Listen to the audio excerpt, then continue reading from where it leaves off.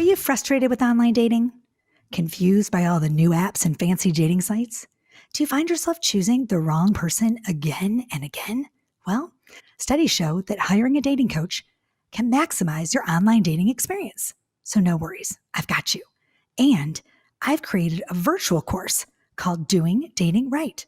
It's a 5-video series that you can complete at your own pace in your own space, right at home. How to write your online dating bio, pick that perfect picture, and so much more. Want more info? Go to my website at jenniferhurvitz.com. Again, it's jenniferhurvitz.com. Hey, good morning. This is Doing Relationships Right. I'm Jennifer Hurvitz. I'm going to try that again. Doing Relationships Right. There we go. I'm Jennifer Hurvitz, and I'm your host every Tuesday and every other Friday for a Just Jen episode, which is today. Today. I'm excited. I haven't been here in a long time. I feel like I haven't done a Just Jen in quite a while. I think I skipped last week or the week before. Who knows? I have no idea, but I'm here now, and that's all that matters. And today I'm going to talk a little bit about some dating, some relationship stuff, but a little bit about knowing your why. Why you're dating, why you want to get into a relationship. Not so much the when. I'll talk a little bit about the when, but most importantly, the why. So I had a conversation a while back with my girlfriend and colleague, Tanya Carter, who I just love. And we talked about why we should be getting into relationships, not so much the when. Although, let's jump on the when for just 1 second. Let's touch base on the when. A lot of my clients come to me and they say, when is it the right time? When should I be dating? How do I know? It's the who, what, why, when thing about dating, right? All the W questions. So here's the deal. There really is no perfect time to start dating. There really is no perfect when should I date. But I always tell my people, my clients, when they come to me and they say when, look it, you have to be comfortable in your own space, knowing who you are as a person before you begin dating or before you expect anybody else to be comfortable with you as a person, right? So whether that takes a month or 2 or 5 or a year, that's really the ball's in your court, okay? Do some work on yourself, especially after a divorce, even before, even if you're not divorced. You have to kind of know who you are as a person before you can expect anybody else to want to be around you and feel comfortable in your own space. So, look it. A lot of people say you have to be a perfect version of yourself. You have to know who you are. You have to be 100%, good. I don't agree. One more time. I do not agree. I don't think you ever have to be the perfect version of yourself in order to be loved by someone else, in order to love somebody else, in order to be in a committed relationship with somebody else. I believe that you are constantly evolving and growing and changing. I am not the same person I was 10 years ago. I'm not the same person I was 5 years ago, nor am I the same person I was last year. So I can't expect anybody to not understand that I'm always going to change and grow. And I hope that I find a person, and I am with a person, my boyfriend and I, we're constantly changing and growing and evolving and doing work on ourselves. I don't want to be with a person that can't do work on himself or can't understand that I'm constantly wanting to do work on myself. So you don't need to be the perfect version. You will never be the perfect version to begin to look for a partner, or like as I like to say, partnering up. But I think more importantly is that you know the why. Why are you looking for that person? Why do you feel like it's important to date? Why do you want to get back out there? What is your why? Okay, so Tanya Carter and I were talking about this. What is your why? If your why is because you're lonely, or you're trying to fill a void, or because you don't want to die alone. We talked about this, I think, in the last podcast too. I like to repeat myself lots. Just drive it home. You need to know your why. And, be honest with yourself. Be honest with your coach. Be honest with your therapist. And really understand, look, and own it. If your why, if you just are looking for friends with benefits, if you're looking for casual sex, if you're looking for just a good time, own it. But be honest with the person that you're dating. Okay? Be honest up front. Know what you want before you step on that first date. Know what you want in that relationship before you sit down with a dating coach. When I meet with my clients and the first question I ask is why? Why do you want to date? Why are you sitting here with me? Not the what are you looking for? Okay?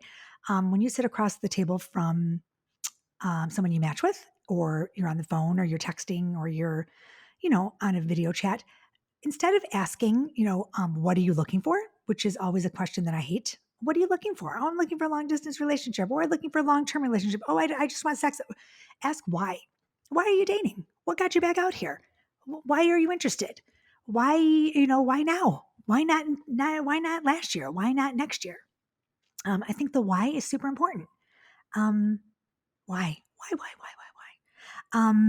And then the next step I like to say with my clients and what I like to talk about is building that list of non-negotiables, that list of things that you will not settle for in a relationship. And don't come to me with the 25 list of 25 things.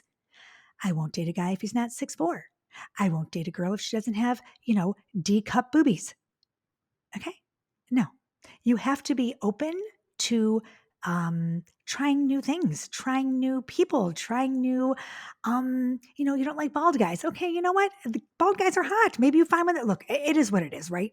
But I want you to come to the table with five strong non-negotiables. And I want them to be strong ones that you aren't, and you will not change, right? Look, if you come to me and you say, I want to date a Jewish guy, I will not date a guy that's not Jewish, and you sit in that, and that's your value system, and then guess what? That's not going to change. Okay. If you come to me and say, I do not want to date anybody long distance, I will not date anybody long distance. That's absolutely fine. Okay. Those are things that are non-negotiables. I won't date a smoker. I won't date someone who just does drugs. I won't date someone who has kids. Okay. Those are big non-negotiables that you cannot change about a person.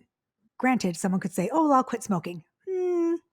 You know what? They can say they're going to quit smoking, but have they really quit? Okay.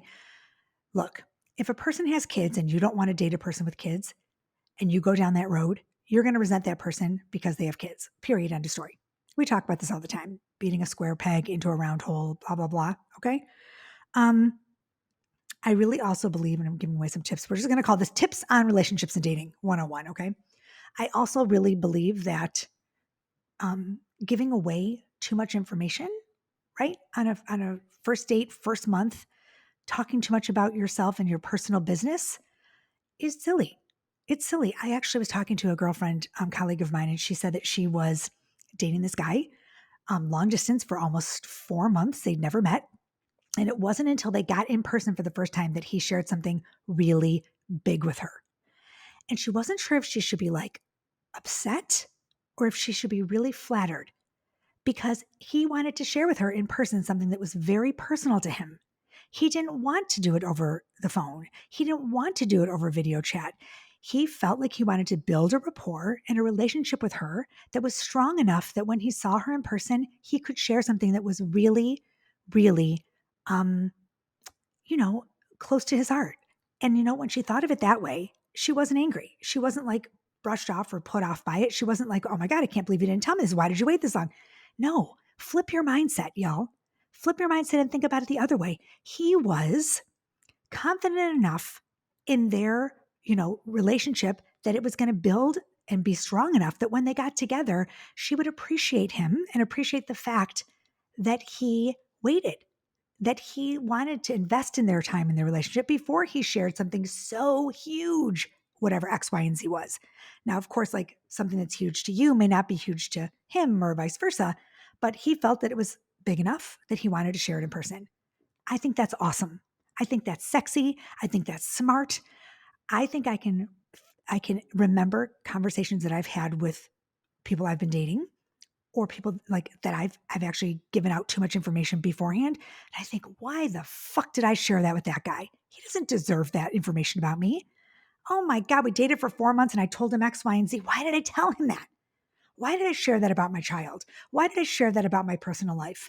Now he's walking around the world with knowledge that he does, with stuff, information that he doesn't need to know about me. And I feel like, ugh, I almost feel like dirty, like I want to take a shower. Like he doesn't deserve to know that. Okay. Especially if the relationship goes shitty or it goes wrong. Like you always know something about you and your family. Ugh, wait. Okay. I oftentimes say this, and I know you guys are sick of it, but it's like a hard candy with that ooey gooey center. And you have to or that Tootsie Roll pop that you have to lick 100 times to get to the Tootsie Roll. Take your time. Lick that Tootsie Roll pop. Let him lick it and lick it and lick it until he gets to the center. And that center is fabulous and it's wonderful and it's chewy and it's ooey gooey and he deserves it, or vice versa. Okay. These are just my like little tips. And I'm going to leave you with one more because it's been 9 minutes and I'm boring myself. But one more: trust your gut. Trust your gut. Do not take your intuition for granted. If something feels like it's off or weird or funky, even if your girlfriend or your guy friend say, you know what? Like I've heard about, no. If you feel like there is something that is off about the person you are with, just be done. Especially in the first month. Look, there are thousands of fish in the sea. Don't hang on to see if it's like, oh, you know what? Maybe I'm just feeling this pink flag and maybe it's just yellow and it's not really. No. If it's pink, it's red. Remember that. If it's a pink flag, it's usually red. Okay. Pink doesn't turn back to, like it's like when you put a red sock in a white load of laundry, and you're like, oh God, you open it, like you remember in the middle and then you're like, oh shit, like I hope some of it didn't get, no, guess what? Your laundry is going to be pink. You can't get the pink off that. You see what I'm saying? It's freaking pink. Okay. A pink in that red sock was in there, right? It's a red flag, y'all. It's a red flag. Please don't waste your time and energy trying to get that pink flag to be green. Does that make sense? Oh, anyways. So that's that today. I just wanted to get a couple things in there that I've been thinking about. You don't have to be the perfect version of yourself to start dating. Please know your why before you get into a relationship, why you're choosing to start dating and get into that relationship. Don't tell the person you're dating too much too soon. Be that ooey gooey chocolate center, that Tootsie Pop, please. Trust your gut. And I'm going to add one more. Don't feel pressure to date. I don't care if you're married and dating after divorce. I don't care if it's from your married friends. I don't care if you're 25 and your mom is saying, oh my God, you need to get married. Don't feel pressure to date. I'm going to leave you with that. I want you to have a fabulous weekend. Do something wonderful for yourself. Go buy my books. Go buy a book. Either One Happy Divorce, Hold the Bullshit, I Can't Talk Today, or Woulda, Coulda, Shoulda, a divorce coach's guide to staying married. And if you want more dating advice or relationship tips, you can always reach out to me. I have 3 spots open. Oh my God, only 3 spots open for this summer. I'm taking a hiatus from the podcast and I'm going to add a couple more coaching clients. So if you're looking for one-on-one coaching with me, grab the spots now. The link is going to be in the show notes and also on Instagram in my bio. I'm only taking 3 clients to coach this summer. I'm super excited about that. So it's time to play and find a new match and partner up. Reach out to me at jenniferhurvitz.com. Have a great day and peace, love, and so much truth, y'all.